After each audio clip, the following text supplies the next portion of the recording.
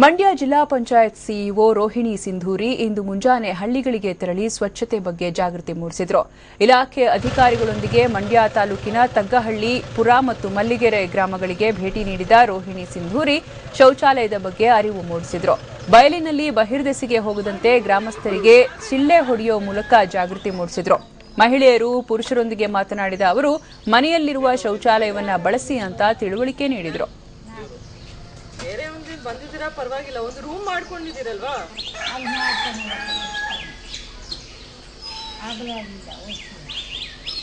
ಕಟ್ಸ್ಕೋಬಹುದಲ್ವಾ? ನೀವು ಒಬ್ಬರೇನ? ಎಷ್ಟು ಜನ ಹೆಣ್ಮಕ್ಳು ಇದ್ದಾರೆ? ಇಬ್ರು. ಅದು ಯಾರಿಲ್ಲ ಮನೆಯಲ್ಲಿ? ಬೆಳಗವ್ರ ಮಕ್ಕಳು ಯಜಮಾನಿ ಎಲ್ಲ ಆ ಕಡೆ ಹೋಗೋರು. ಆ ಕಡೆ ಎಲ್ಲೂ ಅದ್ರ ಜೊತೆ ನೀವು ಹೋಗಿದ್ರೆ ಇದು ಬಂದಿಲ್ಲ. ಯಾಕೆ ಚಿಕ್ಕನ್ ಮಾಡ್ತಿದ್ದೀರಿ?